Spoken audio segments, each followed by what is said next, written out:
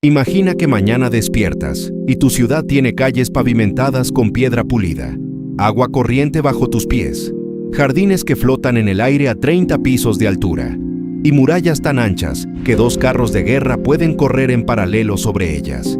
Ahora imagina que todo eso no ocurre hoy. Ocurrió hace más de 2600 años. Esta ciudad existió. Se llamó Babilonia. Y lo que vivían las personas dentro de sus muros era tan extraordinario, tan brutal y tan sorprendente que cuando lo descubras hoy vas a ver el mundo antiguo con ojos completamente distintos. Porque esto no es la historia de un rey, es la historia de un hombre ordinario que despertaba cada mañana, desayunaba, trabajaba y volvía a casa, en la ciudad más poderosa que el mundo había visto jamás. Quédate hasta el final, porque lo que viene es difícil de creer. Estás cruzando el desierto de Mesopotamia, lo que hoy es Irak. El calor supera los 45 grados. El paisaje es plano, seco, monótono, arena y más arena. Y de repente, en el horizonte, aparece algo que no tiene sentido. Primero ves una línea oscura, luego esa línea crece, toma forma, toma color. Y cuando te acercas lo suficiente, lo que tienes frente a tus ojos es una muralla azul. Azul. Los muros exteriores de Babilonia estaban recubiertos con ladrillos vidriados de tono cobalto profundo, decorados con figuras en relieve de toros y dragones pintados en amarillo y blanco. Heródoto, el historiador griego que visitó la ciudad alrededor del año 450 a.C., quedó tan pasmado que escribió que Babilonia superaba en esplendor a cualquier ciudad del mundo conocido. Y hay que recordar que Heródoto ya había visto las pirámides de Egipto. Los números son difíciles de procesar. La muralla interior tenía un perímetro de 26 kilómetros. Una maratón moderna mide 42. Es decir, la muralla interior de Babilonia cubría más de la mitad de una maratón. Y entre las dos murallas había un foso lleno de agua alimentado por el río Éufrates, haciendo cualquier ataque frontal prácticamente suicida. Pero las murallas eran solo la cáscara. Lo que Nabucodonosor II construyó adentro haría que cualquier visitante antiguo se preguntara si había entrado a otro mundo. Cruzabas una de las 8 puertas monumentales de la ciudad. La más famosa, la Puerta de Ishtar, dedicada a la diosa de la guerra y del amor. Esta puerta existe todavía. Está en el Museo de Pérgamo en Berlín, reconstruida a partir de las piezas originales excavadas por Robert Coldway a finales del siglo XIX. Y cuando la ves, lo primero que sientes es que no debería haber existido en esa época. Ladrillos cerámicos vidriados en azul cobalto, 575 figuras de animales en relieve, toros, leones y dragones, moldeados y pintados individualmente. Cada figura resplandecía. Imagina cruzar esa puerta al amanecer, con la luz del sol golpeando esos animales azules y dorados. El efecto era deliberado. Hacerte sentir pequeño. Hacerte sentir que entrabas al dominio de los dioses. Después de la puerta pisabas la vía procesional. Una ruta ceremonial de casi 1 kilómetro de largo, con muros laterales de 12 metros de altura, todos recubiertos con los mismos ladrillos vidriados y decorados con 120 leones en relieve. El piso era de losas de caliza blanca y rosada, y en la parte inferior de cada losa había una inscripción. Decía: «Soy Nabucodonosor, rey de Babilonia. Pavimenté la calle de Babilonia con losas para la procesión del gran señor Marduk». Firmó el piso, literalmente estampó su nombre debajo de cada piedra donde la gente pisaba. Esto dice mucho sobre el ego de Nabucodonosor, pero también sobre la escala de recursos que tenía a su disposición. Ahora entremos a la vida real, porque Babilonia no era solo palacios y templos, era una ciudad viva, ruidosa, llena de gente de todos los rincones del mundo, antiguo. El día comenzaba antes del amanecer. La mayoría de las casas babilónicas eran de ladrillos de arcilla secados al sol, y tenían un patio central abierto. Ese patio era el corazón del hogar. Allí cocinaba la familia, comía, trabajaba y dormía en las noches más calurosas. Las habitaciones que lo rodeaban eran oscuras y pequeñas. Las casas no tenían ventanas hacia la calle. Todo miraba hacia adentro. Era intencional. Protegía del calor, del polvo y de los ojos de los vecinos. El desayuno, si podemos llamarlo así, era simple: pan de cebada, dátiles y cerveza. Sí, cerveza. Los babilonios la consumían en cantidades que impresionarían a cualquier persona moderna. Pero no era la cerveza que conoces. Era una bebida espesa y turbia hecha de pan de cebada fermentado, que se bebía con una pajilla de caña para filtrar los sólidos. Había al menos 20 tipos catalogados en tablillas: cerveza dulce, cerveza oscura, cerveza delgada, cerveza de calidad superior. La bebían hombres, mujeres y niños, no por alcoholismo. La fermentación purificaba el agua, haciéndola más segura que beber directamente del río. Era, literalmente, una cuestión de salud pública. Y la comida. Aquí viene algo que te va a sorprender. Tenemos recetas babilónicas. Recetas de comidas escritas en tablillas de arcilla que datan aproximadamente del año 1750 a.C. Las recetas más antiguas registradas por la humanidad. 3 tablillas conservadas en la colección babilónica de Yale describen más de 35 recetas de estofados, caldos y platos de carne. Cordero cocido con betarraga, cebolla, ajo, comino y cilantro. Caldo de res sazonado con puerro y cerveza. Paloma rellena asada en horno de arcilla. Estamos hablando de cocina sofisticada, con capas de condimentación y técnicas de preparación que demuestran siglos de tradición gastronómica. Pero la comida no era igual para todos. Y aquí comienza la parte que revela cómo funcionaba Babilonia, realmente desde adentro. La sociedad babilónica estaba rígidamente dividida en 3 clases. En la cima estaban los Awilum, ciudadanos plenos con derechos, terratenientes, mercaderes ricos, sacerdotes y funcionarios del palacio. En el medio estaban los Mushkenum, hombres libres pero sin propiedad, que dependían del palacio o del templo para sobrevivir. Y en el fondo estaban los Wardum, los esclavos. El Código de Hammurabi, escrito en Babilonia alrededor del año 1754 a.C., dedica docenas de leyes al tratamiento, compra, venta y castigo de los esclavos. Un esclavo podía comprarse por el equivalente a 20 siclos de plata. Para referencia, un buey costaba entre 10 y 15 siclos. En otras palabras, un ser humano valía poco más que un animal de granja. Ahora bien, hay un matiz importante.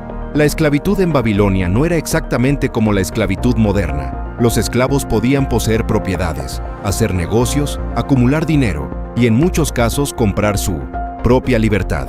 Algunos esclavos terminaban más ricos que ciudadanos libres de la clase Mushkenum. Las leyes de Hammurabi incluso estipulaban castigos para quienes mutilaran a un esclavo sin justificación. No era compasión, era protección de la inversión. El esclavo era un activo, y dañarlo era una pérdida financiera. Pero no romanticemos esto. Los esclavos podían ser marcados con hierro. A los fugitivos se los cazaba. Cualquiera que ayudara a escapar a un esclavo pagaba con su propia vida. Eso dice textualmente la Ley 15 del Código de Hammurabi. Y ahora llega un detalle que cambia toda la historia. Una gran parte de los esclavos en Babilonia durante la Edad de Oro, el reinado de Nabucodonosor II entre los años 605 y 562 a.C., eran judíos. El libro de 2 Reyes registra que Nabucodonosor deportó 10.000 cautivos de Jerusalén en la primera deportación del año 597 a.C. Entre ellos estaban los mejores artesanos, herreros, soldados y toda la nobleza.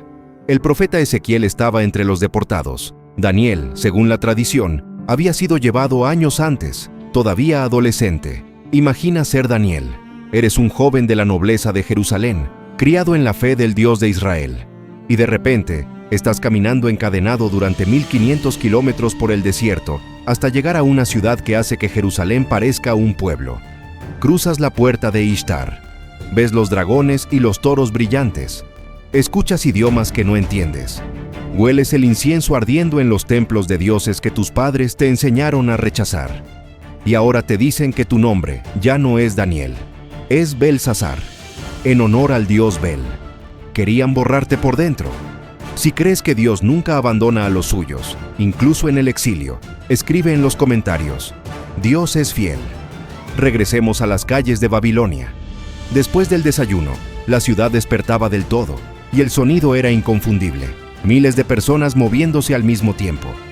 Vendedores gritando precios en los mercados, martillos golpeando en los talleres de metalurgia, ruedas de carros crujiendo sobre la piedra, el mugido de bueyes y el balido de cabras siendo conducidas por las callejuelas.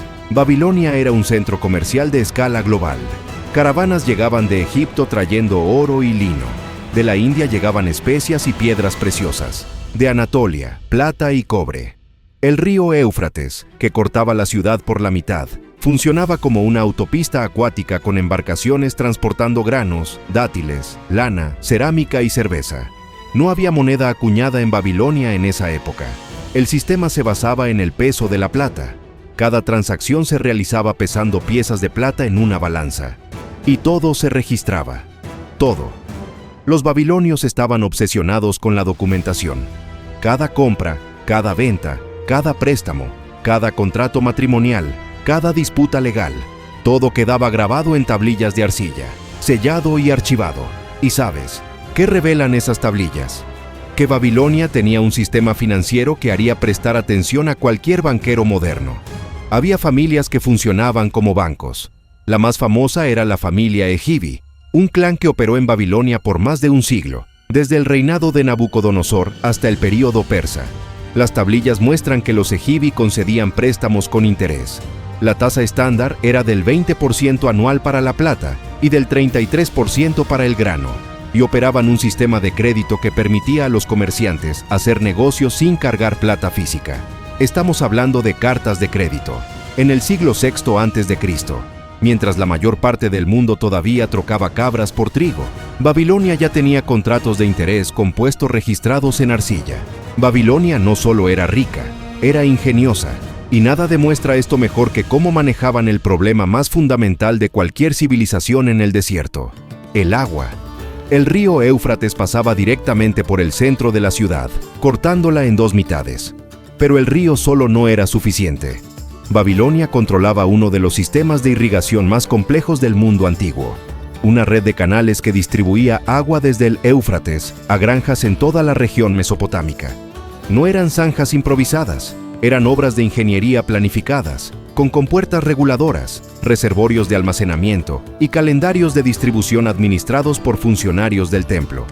La ciudad no se enriqueció por accidente, se enriqueció porque controlaba la comida. La llanura entre el Tigris y el Éufrates, Mesopotamia, que literalmente significa entre ríos, era una de las tierras agrícolas más productivas del planeta. Trigo, cebada, dátiles, sésamo, cebollas, ajo, lentejas, garbanzos. Todo crecía en abundancia cuando funcionaba la irrigación. Pero toda esa riqueza creó una paradoja peligrosa. Cuanto más rica se volvía la ciudad, más desigualdad producía. Las tablillas de la época muestran un patrón claro. A lo largo del reinado de Nabucodonosor, la concentración de tierras en manos de unas pocas familias aumentó drásticamente.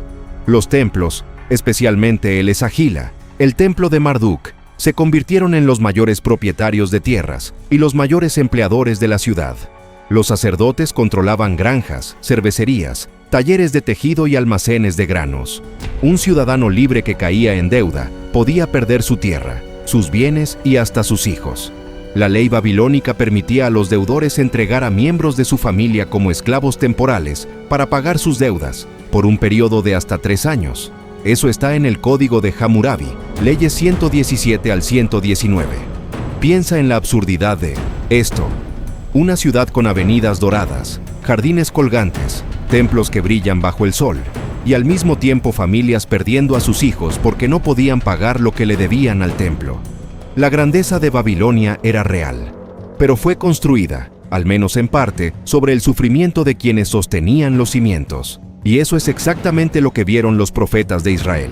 Cuando Isaías, Jeremías y Habacuc hablan de Babilonia, no están describiendo solo un enemigo militar. Están describiendo un sistema. Jeremías dice que la medida de la avaricia de Babilonia es lo que determina su fin. No solo el poder, no solo la fuerza, no solo la idolatría. La avaricia.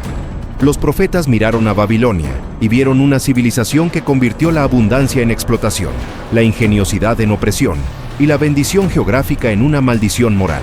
La vida doméstica babilónica estaba gobernada por contratos. Literalmente todo era contractual. Un hombre no pedía matrimonio. Negociaba un acuerdo legal con el padre de la novia, estipulando el precio del novio pagado a su familia, la dote entregada por la familia de la novia a la pareja y las condiciones del divorcio. Todo quedaba grabado en una tablilla, con testigos y sellado. Y aquí está el detalle que sorprende a muchos. Las mujeres babilónicas tenían derechos legales significativos. Una esposa podía poseer propiedades a su nombre. Si el marido moría, ella heredaba. Si él la maltrataba, ella podía solicitar el divorcio, siempre que probara el abuso ante jueces. El Código de Hammurabi, Ley 142, dice textualmente: si una mujer odia a su marido y declara que no lo tendrá como esposo, su caso será investigado por el consejo de su vecindario. Si ella es inocente y él es negligente, ella tomará su dote y regresará a casa de su padre. Pero no lo idealicemos. El mismo código también decía que si la mujer era declarada culpable de negligencia en el matrimonio, sería arrojada al agua, y las mujeres sorprendidas en adulterio eran atadas a su amante y lanzadas al río. El sistema legal babilónico era sofisticado, sí, pero era igualmente sofisticado en su poder para proteger y para destruir. Los niños nacían en casa, asistidos por parteras. La mortalidad infantil era altísima. Entre el 30 y el 40% de los niños moría antes de cumplir 5 años. La medicina babilónica era una mezcla de observación empírica real y rituales de exorcismo. Las tablillas médicas describen síntomas con impresionante precisión, pero el tratamiento a menudo incluía conjuros al dios Marduk y rituales de purificación con agua sagrada. La enfermedad era vista simultáneamente como un fenómeno físico y un ataque espiritual. Y hablando de espiritualidad, este es quizás el aspecto más fascinante y perturbador de la vida cotidiana en Babilonia. La religión no era un departamento separado de la vida, era la vida misma. Cada aspecto de la rutina diaria, el nacimiento, el matrimonio, la cosecha, el viaje, la enfermedad, los sueños, tenía una dimensión espiritual que debía ser administrada. Los babilonios creían que estaban rodeados de fuerzas invisibles en todo momento. Dioses, demonios, espíritus de los muertos, todos interactuaban constantemente con el mundo humano. Y en el centro de todo esto estaba el gran templo de Marduk, el Esagila, con su torre escalonada que dominaba el horizonte de la ciudad. Esa torre tiene un nombre que quizás reconoces, Etemenanki, que en sumerio significa la casa del fundamento del cielo y la tierra. Muchos eruditos creen que es la inspiración de la Torre de Babel, descrita en Génesis 11. Una estructura de 7 pisos, cada uno pintado de un color diferente, que alcanzaba entre 60 y 90 metros de altura. Antes de salir de casa por la mañana, un babilonio consultaba presagios: el vuelo de un pájaro, la forma de una nube, el patrón del aceite vertido, sobre el agua. Todo era interpretado como un mensaje de los dioses. Había catálogos enteros de presagios registrados en tablillas. Si un cuervo grazna a la derecha de un hombre, sus negocios prosperarán. Si grazna a la izquierda, tendrá pérdidas. Miles de entradas como esa. Los babilonios no tomaban decisiones importantes sin consultar a un adivino, el Baru, quien examinaba el hígado de un animal sacrificado para leer el futuro. Se han encontrado docenas de modelos de hígado en arcilla, divididos en zonas con notas sobre lo que significaba cada marca o anomalía. La ironía es impactante. Una civilización capaz de cálculos astronómicos que predecían eclipses con precisión, que trazó constelaciones y midió el tiempo con sofisticación. Esa misma civilización no se atrevía a construir una muralla sin primero abrir el hígado de una oveja para pedir permiso a los dioses. Y es exactamente en este punto donde la vida en Babilonia revela su mayor paradoja: la coexistencia del genio y la superstición, del avance técnico y la esclavitud espiritual. Porque mientras los sacerdotes leían hígados y los reyes se arrodillaban ante estatuas, en algún rincón de la ciudad, un grupo de exiliados judíos se negaba a inclinarse. Daniel y sus compañeros vivían en ese ambiente exacto. Respiraban ese aire, caminaban esas calles, escuchaban esos rituales cada noche, y dijeron que no. El libro de Daniel capítulo 3 registra el momento en que Nabucodonosor erige una estatua de oro de 27 metros y ordena que toda la población se postre ante ella al sonido de la música. Todos obedecen. Toda la maquinaria religiosa, política y social de Babilonia se inclina al unísono, excepto 3 hombres, Sadrach, Mesach y Abed-Nego. Y cuando son confrontados directamente por el rey, su respuesta es una de las frases más poderosas de toda la Biblia: nuestro Dios a quien servimos puede librarnos del horno. Pero si no lo hace, sépase, oh rey, que no serviremos a tus dioses. Aunque no lo haga. Esa es la fe que Babilonia no pudo comprar, quemar ni romper. Pero la vida cotidiana continuaba indiferente a estos dramas espirituales. Cuando caía el sol, la ciudad no dormía.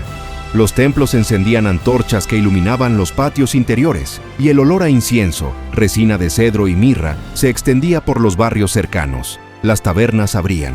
Sí, Babilonia tenía tabernas. Muchas de ellas eran administradas por mujeres. El Código de Hammurabi dedica leyes específicas a las propietarias de tabernas, regulando los precios, prohibiéndoles aceptar crédito de ciertos clientes y estipulando la pena de muerte para cualquier tabernera que permitiera que conspiradores se reunieran en su establecimiento. La pena de muerte por servir cerveza a las personas equivocadas. Esto muestra cuán seriamente el gobierno babilónico tomaba el control social, incluso en los espacios de ocio. En los hogares acaudalados, las noches incluían música, arpas, liras, tambores y flautas, instrumentos que sabemos que existían porque fueron encontrados en excavaciones y representados en relieves murales. Los banquetes de la élite babilónica podían durar horas, con platos servidos en secuencia, vino importado de Siria y actuaciones de músicos profesionales. Y en las calles de noche, la oscuridad era casi total. No había iluminación pública. Quien saliera después del atardecer cargaba una antorcha o contrataba a un portador de luz. Los barrios residenciales se convertían en laberintos oscuros y los crímenes aumentaban. Las tablillas legales mencionan casos de asalto, robo y allanamiento con suficiente frecuencia como para indicar que la seguridad nocturna era un problema real. La recomendación práctica, implícita en varios textos, era simple: quédate en casa después del anochecer. Este es el retrato de una Babilonia que las películas no muestran. No era solo una ciudad de oro y jardines colgantes. Era una ciudad donde una mujer podía administrar un negocio y ser arrojada al río por el mismo sistema legal. Donde un esclavo podía acumular riqueza, pero nunca se pertenecería a sí mismo. Donde genios de la astronomía decidían el día para sembrar trigo mirando el hígado de una oveja. Donde el hombre más poderoso del mundo conocido se arrodillaba ante piedras, y 3 exiliados extranjeros se negaban a hacer lo mismo. Y aquí está la pregunta que Babilonia nos obliga a hacernos hasta hoy. ¿Es posible construir una civilización brillante sobre cimientos equivocados? Porque todo lo que Nabucodonosor construyó, cada muro, cada templo, cada jardín, desapareció. Literalmente, se desvaneció. Cuando Alejandro Magno llegó a Babilonia en el año 331 a.C., la torre Etemenanki ya estaba en ruinas. Planeó reconstruirla, pero murió antes de poder hacerlo. Hoy lo que queda son montículos de tierra en el desierto iraquí, marcados por trincheras arqueológicas y cráteres de saqueo. Ureu, ciudad que dejó sin palabras a Heródoto, se convirtió en polvo. Isaías lo profetizó con exactitud quirúrgica. Babilonia, la joya de los reinos, el orgullo de los caldeos, será como Sodoma y Gomorra cuando Dios las destruyó. Y eso es exactamente lo que ocurrió. No por una explosión, no por un terremoto. Poco a poco, lentamente, el río cambió de curso. Los canales se secaron, la gente se fue, y los ladrillos que una vez brillaron en azul y oro fueron tragados por la arena. La lección de Babilonia no es que las civilizaciones poderosas caen. Eso todo el mundo lo sabe. La lección es por qué caen.